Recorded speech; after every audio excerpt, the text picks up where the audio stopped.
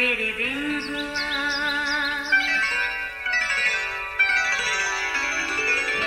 نیا پھر دن ہوا، پرانی رات کا کرے سو شکر ہم خدا کی ذات کا، خدا کی ذات کا نیا پھر دن ہوا۔ آج کی آیت۔ اور جب سبا کی ملکہ نے خداوند کے نام کی بابت سلیمان کی شہرت سنی تو وہ آئی تاکہ مشکل سوالوں سے اسے آزمائے۔ پہلی سلاطین 10 باب پہلی آیت۔ عزیزو، خدا کے دل پسند بندے داؤد بادشاہ کا بیٹا جب اسرائیل کے تخت پر بیٹھا تو وہ بھی خدا کا منصور نظر ہوا، کیونکہ اس کی خدا سے دعا کی صورت میں کی گئی گفتگو خدا کو اس قدر پسند آئی کہ خدا نے اس کے مانگنے پر قوم اسرائیل کے انصاف کے لیے نہ صرف سمجھدار دل بلکہ اپنی حکمت بھی عطا کی، اتنی کہ سب قوموں میں سے اور زمین کی طرف سے لوگ جنہوں نے اس کی حکمت کی شہرت سنی تھی سلیمان کی حکمت سننے آتے تھے۔ سلیمان نے اپنے لیے کچھ بھی نہ مانگ کر خدا سے وہ سب کچھ پا لیا جو اس کے گمان میں بھی نہ تھا، سو وہ اپنی تاریخ کا ایسا بادشاہ بنا جس کے بارے میں خدا نے خود فرمایا تھا کہ اس جیسا بادشاہ نہ پہلے کبھی ہوا، نہ اب ہے اور نہ ہی کبھی ہوگا۔ عزیزو، آج بادشاہ کے محل میں بڑی ہلچل تھی۔ پتہ چلا کہ سبا کی ملکہ سلیمان بادشاہ سے ملنے آ رہی ہیں۔ کلام مقدس میں ملکہ کے آنے کے بارے میں یوں لکھا ہے کہ اس نے خدا کے نام کی بابت سلیمان بادشاہ کی شہرت سنی، لہٰذا اپنے مشکل سوالوں کے ساتھ وہ بادشاہ کی حکمت کو آزمانے آئی۔ اس نے سلیمان بادشاہ کے لیے تحفے تحائف کا بھی اہتمام کیا، جن میں مسالہ، بہت سا سونا اور بیش بہا جواہر تھے۔ اس نے دل کھول کر بادشاہ سے گفتگو کی اور وہ سب کچھ پوچھا جو اس کی آرزو تھی۔ عزیزو، بادشاہ نے بھی اس کی ہر بات کا جواب ایسی حکمت سے دیا کہ وہ حیران رہ گئی۔ صرف یہی نہیں، وہ بادشاہ کا محل، دسترخوان کی نعمتیں، ملازموں کی نشست، خادموں کی حاضر باشی اور ان کی پوشاک، جس چیز کو دیکھا ایک سے ایک بڑھ کر پایا۔ سلیمان بادشاہ نے سبا کی ملکہ کو وہ سیڑھی بھی دکھائی جس سے وہ خداوند کے گھر کو جاتا تھا۔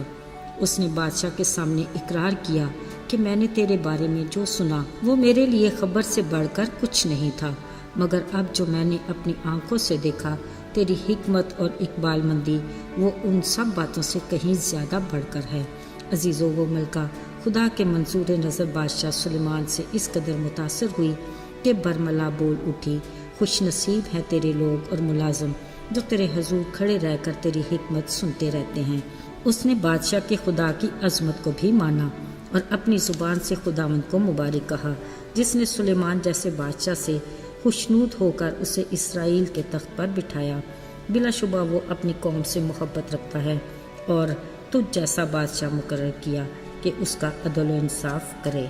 عزیزو، سلیمان بادشاہ نے واپسی پر اسے ہر وہ شے دی جس کی وہ مشتاق ہوئی اور اپنے شاہانہ سخاوت سے بھی اسے بہت کچھ عطا کیا۔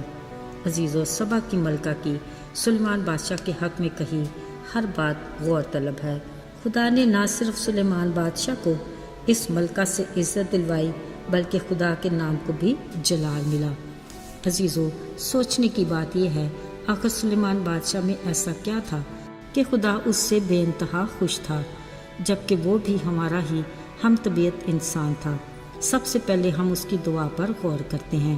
اس نے انصاف کے لیے سمجھدار دل مانگا، یعنی انصاف جو خود خدا کی پاک ذات کا خاصہ ہے۔ اس کے نزدیک عدل و انصاف کی کس قدر اہمیت ہے۔ اس نے فرمایا کہ اس کے سوا میں اور تجھ سے کیا چاہوں گا کہ تو انصاف کرے۔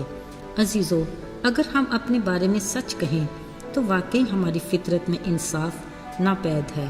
روزمرہ زندگی کے معمولات میں ہر بات میں ہماری بے انصافی چھلکتی ہے، یہاں تک کہ ہم اپنی محبت کے معاملے میں بھی انصاف نہیں کر پاتے۔ دوسری بات، سلیمان نے خدا سے حکمت مانگی۔ خدا کی دی ہوئی حکمت کی خوبی یہ ہے کہ وہ پاک ہوتی ہے، ملنسار، حلیم، تربیت پذیر، حلم اور اچھے پلوں سے لدی ہوئی، بے طرفدار اور بے ریا۔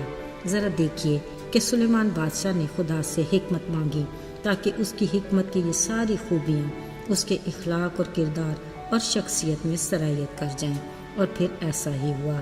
یہی وجہ تھی کہ سبا کی ملکہ نے سلیمان بادشاہ کا رویہ، سلوک اور اس کا رکھ رکھاؤ دیکھ کر اچھے الفاظ میں اس کی تعریف کی۔ مزے کی بات یہ کہ سلیمان بادشاہ کی تعریف کا دوسرا سرا اس کے خدا سے جڑا ہوا تھا، جس کے باعث حقیقی عزت اور جلال خدا کے نام کو بھی ملا۔ اب ضرورت اس امر کی ہے کہ خدا سے مانگتے وقت ہم بھی ایمان کے ساتھ کلام مقدس کی ہدایت سے اس کی مرضی کے مطابق مانگیں تاکہ ہماری بھی سنی جائے، کیونکہ خدا نے دعا نہ سنی جانے کی وجہ بھی بتا دی۔ فرمایا، تم مانگتے ہو مگر تمہیں ملتا نہیں، اس لیے کہ تم اپنی عیش و عشرت کے لیے مانگتے ہو۔ عزیزو، ہمیں سلیمان بادشاہ کی دعا کو اپنی نگاہ میں رکھنا چاہیے۔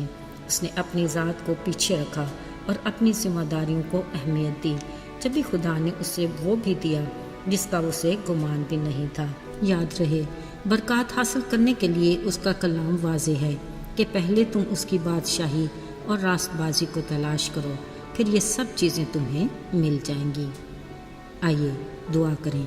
آسمان اور زمین کے خالق اور مالک، آج بھی ہم تیرے حضور اپنے دلوں کو انڈیلتے اور اپنی نیت کو تیرے سامنے رکھتے ہیں۔ چاہتے ہیں کہ تو ہمیں زندگی گزارنے کے لیے اپنی حکمت عطا کر کہ تیری خوبیاں ہمارے اخلاق، کردار اور مزاج میں شامل ہو جائیں، تاکہ نہ صرف ہم اپنے لیے بابرکت ہوں بلکہ بہت سو کے لیے برکت کا وسیلہ بنے، اور اس سے بڑھ کر تیرے نام کو عزت اور جلال دینے کے لائق ہوں۔